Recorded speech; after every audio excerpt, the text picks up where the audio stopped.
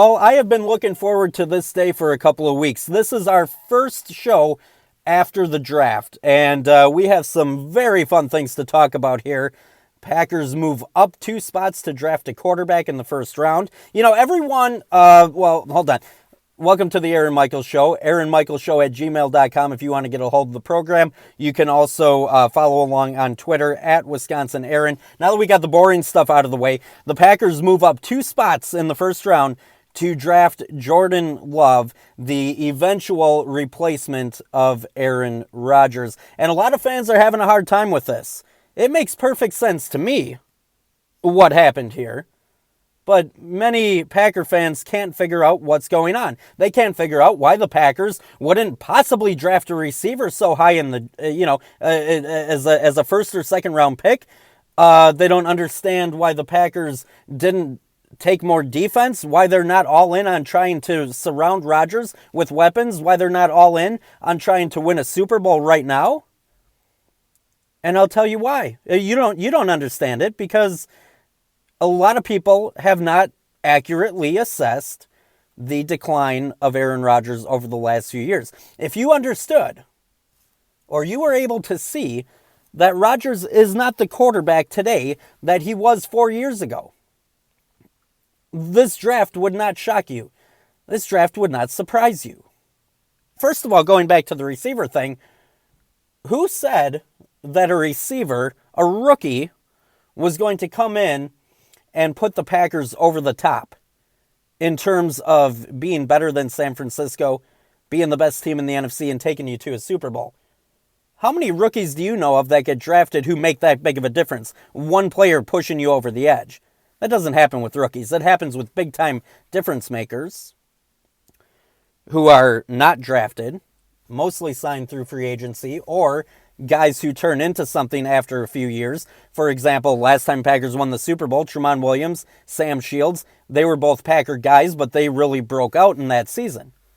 And Nick Collins, he had been playing at a high level, but he really broke out that season. These are guys who are difference makers, not rookies. Rookies don't take you to the Super Bowl. You know, and one of these things, the official show producer coined a great phrase last night when we were talking. He called it the media copying and pasting.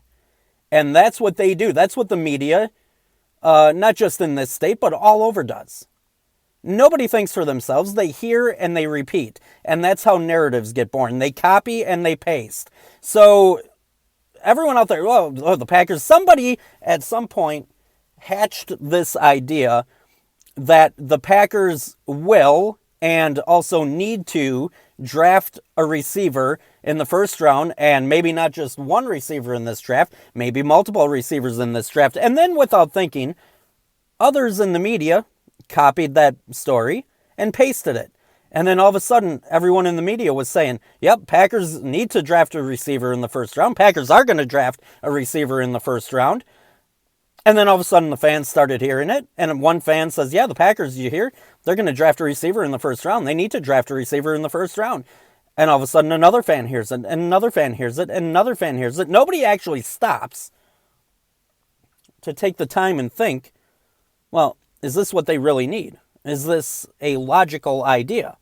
Is a first-round pick at receiver going to carry the Packers to a Super Bowl? The answer to that, logically, if you just take the facts, is no. For a couple of reasons.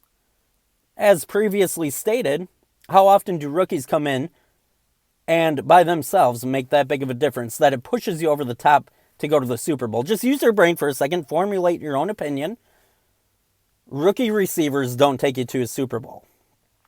Furthermore than that, I was against the whole time of drafting a receiver for Rodgers. Because Rodgers doesn't like rookies. And whatever, that's his cup of tea. He doesn't want a rookie receiver. He doesn't trust them. He doesn't believe that they're going to be where they need to be. And in which case, Rodgers will see them wide open. Even if they are open, but they ran the wrong route, he won't throw it to them. A rookie receiver does Rodgers no good. You know what does help Rodgers is the signing that they had a couple of years ago. They grabbed somebody like James Jones off the scrap heap. He was no good.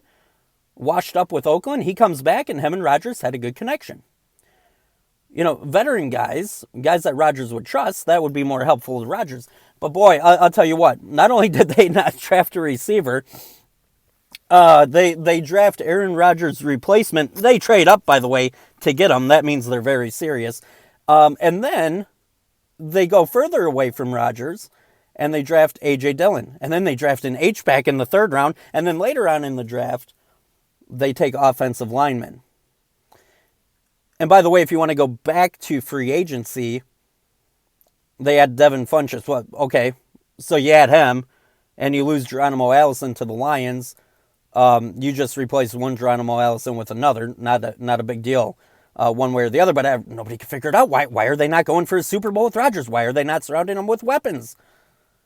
Well, the first thing I would say is that if I'm Goody, I want to see Rodgers throw to the open guys that he has when they're wide open before I get him any shiny new toys. Furthermore, it doesn't matter, because what is clear after this draft is that the Packers, particularly LaFleur, is on pace to phase out the passing game and bring in the running game.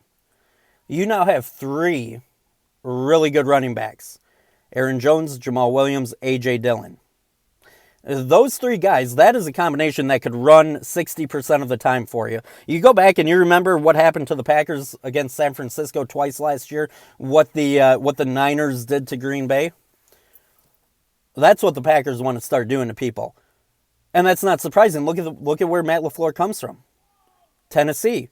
What did Tennessee have? Go back, Derrick Henry in the playoffs last year. One-man wrecking crew. Just run the ball. You basically make the quarterback, Tannehill, you basically make him obsolete. You just run, you run, you run. Where else has LaFleur come from? He has come from San Francisco. Also run heavy. Look at what they did to the Packers twice. And Jimmy Garoppolo takes you to the Super Bowl. This is the kind of offense that Matt LaFleur wants to run. That's what he's looking to do. It's his team. It's Goody's team. You can tell it's not Rodgers' team. It just simply is not Rodgers' team anymore. You have a new GM, a new head coach, and they went in and they got their own quarterback and the guy who's going to replace Rodgers. And they want to phase out the run game. Now, a lot of people don't understand that, because I've had many people. I took a poll not that long ago. People said, well, no, do you notice the difference between Rodgers now and Rodgers of 4 years ago? And they said, no, I see no difference. And that's amazing to me, that you can't see the decline in Rodgers' play. Those of us who do see that, this draft makes perfect sense. It makes perfect sense. So while the rest of the state has been going nuts, I haven't felt this good about the Packers organization since before Mike McCarthy and before Ted Thompson, because everything that I was saying last year, that I didn't think that the Packers were as good as their record indicated, and I didn't think that Aaron Rodgers was as good as he once was. Those things that I thought, that is exactly how LaFleur and Goody are operating. And I'll tell you this. People wonder, well, why, when you have a Hall of Fame quarterback, which, by the way, again, he's not as good, but why would you want a different quarterback so soon if you're LaFleur? Well, let me give you this. Matt LaFleur has spent an entire coaching career as an assistant coach. And during that time, and he's an offensive guy, during that time, he has been compiling for himself his own offense. He knows Shanahan, he knows McVay, but he's spent time putting together the LaFleur offense. And he finally gets a job as a head coach. And he has a chance to implement that offense. And Aaron Rodgers goes out there, and he doesn't run it. He doesn't run the offense. Just like he didn't run the offense under McCarthy. And McCarthy didn't care, because McCarthy knew he needed Rodgers to have success. So Rodgers had free reign to do whatever he wanted to do. LaFleur wants his offense to be run. Can you blame him? You work your entire career to get to that moment where It's time for your offense to now be on display. This thing that you have nurtured and grown and put together, and then your quarterback doesn't run it. I can't blame LaFleur at all for wanting his own quarterback. Not to mention, there has been a very steep decline in Aaron Rodgers' play. You know, I'll tell you this one, though. The stupidity of the Packers, unlike what the popular opinion may be today, the stupidity of the Packers was not drafting Jordan Love. The Packers' real mistake was giving an aging and degrading Aaron Rodgers a massive contract. Because they're kind of stuck with that right now. And it may be a few years before they're able to unload that. Just because of the way that the cap works and the hit that they would take not having him there. But I'm looking forward to the Packers playing more of a ball control smash mouth offense. Very excited, very optimistic about this season. And you know what? When you have Aaron Jones, Jamal Williams, and A.J. Dillon, you don't need more wide receiver weapons. Okay? In a run-heavy offense like that, Devontae Adams and company should be enough with that backfield that they have. I have no doubt about that. And you know what else is nice is to know that the Packers have 3 effective running backs. It's even nicer to know that they have a coach who's going to use them. You know, they would have all sat rotting on the bench under Mike McCarthy. You know, one thing I did want to mention here, and I have to get to something else because the official show producer is going to send me some names. We're going to play a game quick. He said he's going to send me and give me 5 words / names to respond to. And I guess there's no question involved with it. It's just a name, and it's a word association, apparently, from the official show producer, and that is what I have to answer. And then I'll get to some questions off of Twitter as well. But you know what I wanted to say? And I had this, think about this for a second here. You know, Ted Thompson destroyed the Packers roster with horrible draft after horrible draft. Yet he was lauded by the fans and the media as one of the best. Now Packer fans and Packer media are out there destroying Goody for having a horrible draft before any of these picks have even played a snap. Something about that doesn't seem right. It's not right. Because in my mind, Goody has done everything well so far. I have no problems. I have no issues. I have no complaints. I mean, now some of his picks are still out there to be decided upon. But the guy's not afraid to make moves. He's not afraid to cut ties. He's not afraid to go all in. So, I mean, a lot of people say, well, they didn't improve. They didn't get to San Francisco level. They didn't get to a Super Bowl contender. They're not at that level yet. Why didn't they do that this offseason? Did you ever think that maybe they don't think that they're as close to a Super Bowl as you do? Think back to last year for a second. Remember, they're 13-3, but everyone was looking at it and saying, they're 13-3, but to be honest with you, I have no idea how they're 13-3 right now. I don't know how they're doing it. The Packers obviously didn't think that they were that close to a Super Bowl. I mean, they were. They were close to a Super Bowl. They were 1 game away, a game in which they got thrashed. But you just go back and look at the season. They just didn't play well. They didn't play like a 13-3 team would. They didn't play like you would expect a 13-3 team to play. Did you ever think that maybe they don't think, maybe Goody, maybe LaFleur don't think that they are as close to a Super Bowl as what you think as a Packer fan? So, lost my train of thought. So the point that I was going to make, though, was yes. Why didn't they sign more defensive players? Why didn't they do more in the offseason to close the gap? Well, in terms of the defense for the Packers, I think that Mike Pettin is going to have to change his style. But, and in terms of the Packers going all in, I don't know why people are questioning whether or not Goody would do that or not. Because he's showing that he's not afraid to pull the trigger. Ted was the one who wouldn't pull the trigger on things and go all in. So the fact that Goody didn't pull the trigger on more free agents for Rodgers and more free agents to quote unquote get you over the hump, that probably means he thinks that you're not that close or that he's not that close as a team. And I'll get back to that Penn thing in a minute because we actually got a question from a listener on that. But before we go any further on that issue, I do need to get to our little game that we're going to play here today.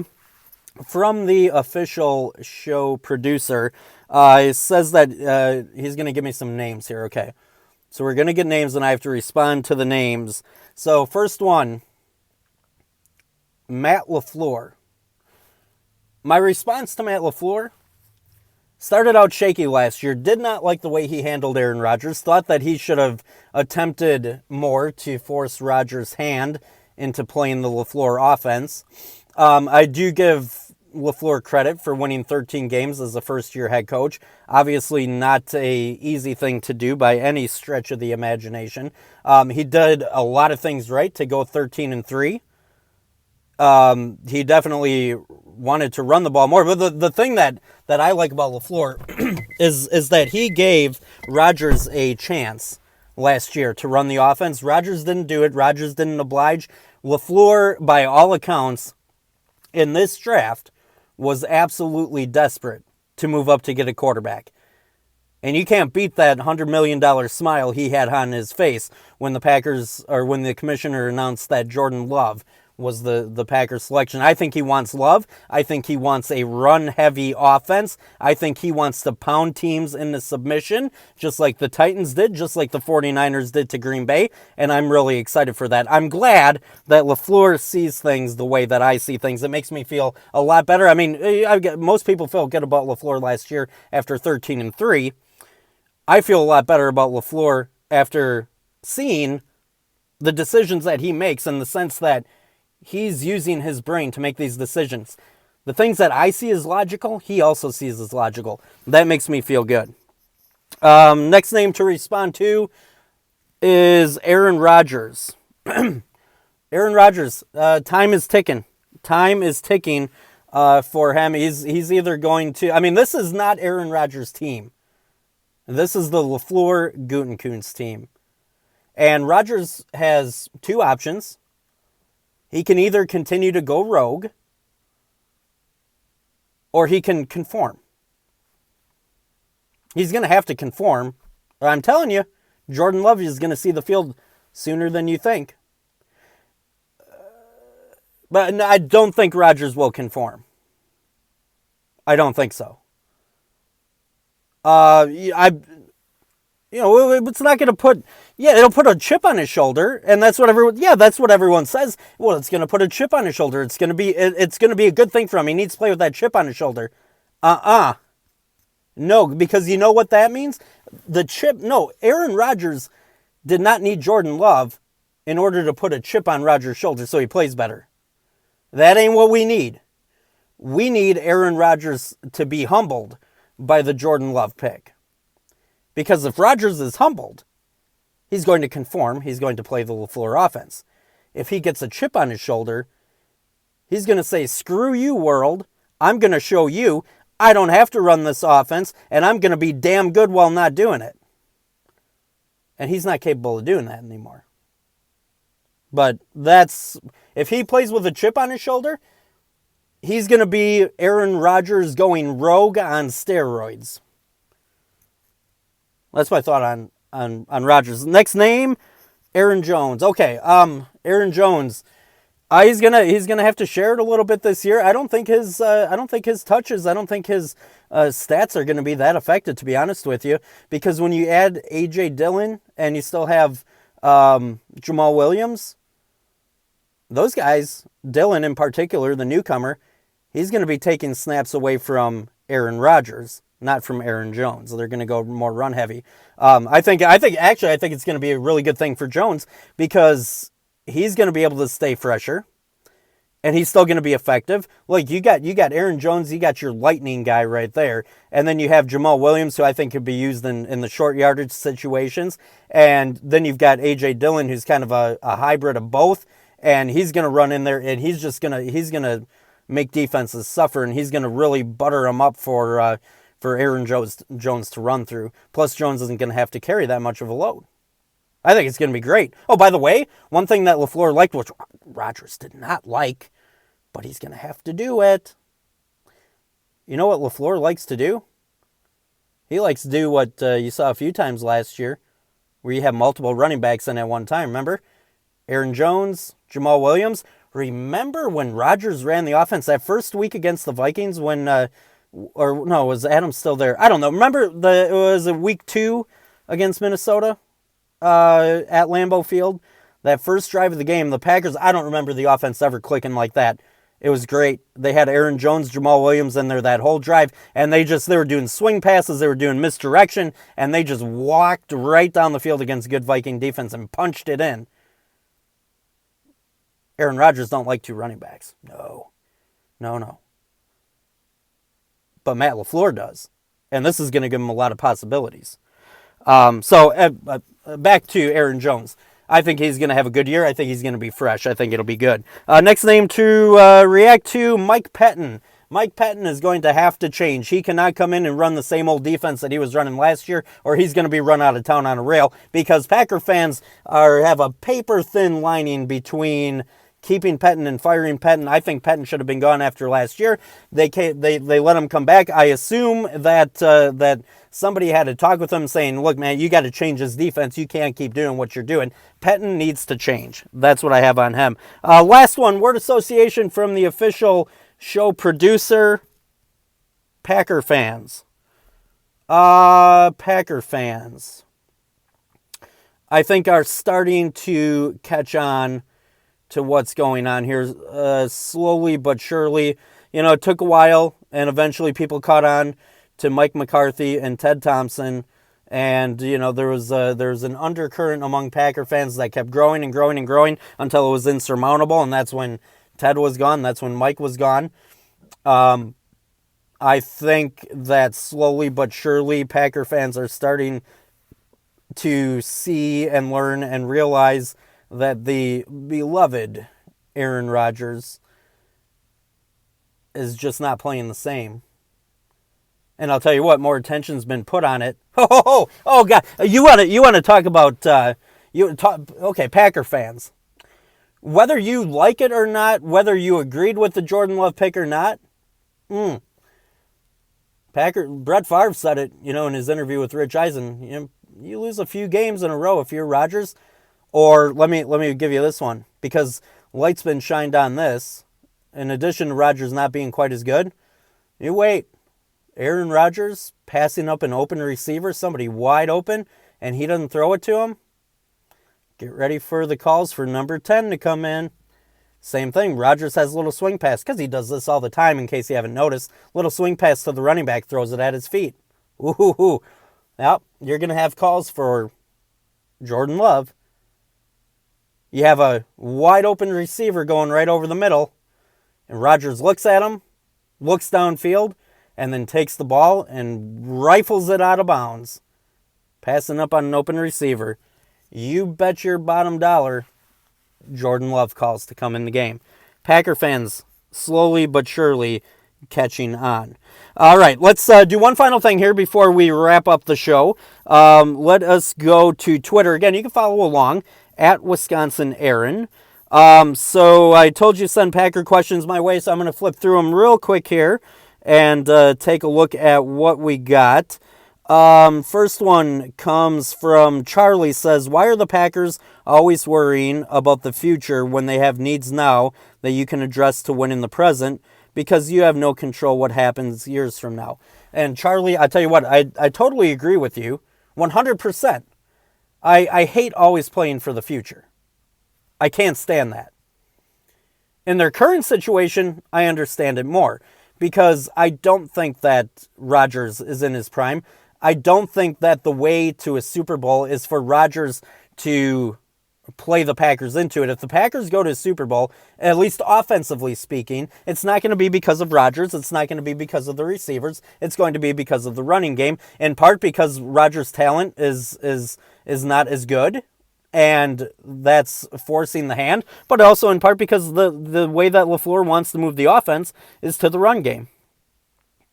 So if the Packers win a Super Bowl, it's not going to be about that. So just because the Packers didn't grab receivers doesn't mean that they're not playing for the now, necessarily. But I think that the question, though, I think was something that was a major issue, always a frustration for me under Ted Thompson. Because there you had Rodgers in his prime, and all he needed to do was sign a couple of free agents. Sign a couple free agents, and the Packers probably have another Super Bowl or two for Aaron Rodgers. But no, Ted always, every year, had the youngest team. You talk about the window of opportunity for Aaron Rodgers. Well, that window of opportunity with him in his prime, that's gone. That's gone. And now it's blowing down the road. Okay? That window is closed, and that's it. In terms of Rodgers leading you to a Super Bowl. But Ted was the one who wasted Rodgers' prime by always playing for the future. And believe me, there is not just me, but a lot of people not happy about that. Next one comes from Frankie. It says, will Pettine change his philosophy on run defense? I think he has to, or he's going to be gone. There's going to be such tremendous pressure from Packer fans because, let's remember, a lot of Packer fans, the majority, didn't want Pettine back. Were shocked when he was brought back. If he doesn't have success, if they don't stop the run, he's a dead man. He's going to be gone.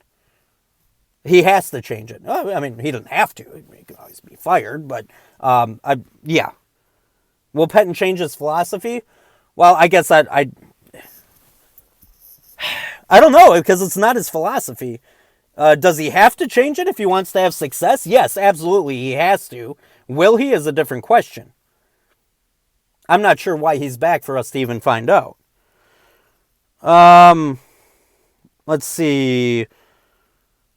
Next question. Is it fair to wonder if Matt LaFleur is going to take the Shanahan model and attempting to make A-Rod the next Elway to finish his career? I see a similar roster building strategy. I don't... See, again, everything always... And I just don't understand. Everything always comes back to Rodgers. Everything always revolves around Rodgers. Well, the Packers have to get Rodgers. This kind of guy, that kind of guy. They got to win Rodgers another Super Bowl. I don't understand why it always comes back to him.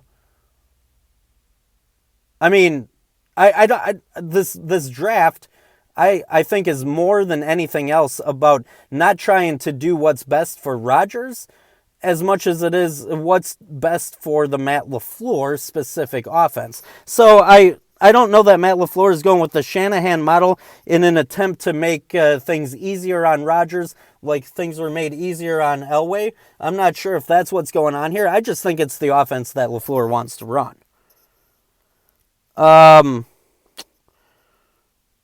Sean says, do you expect Green Bay's 23rd ranked run defense to get better or worse with no free agent additions nor draft help?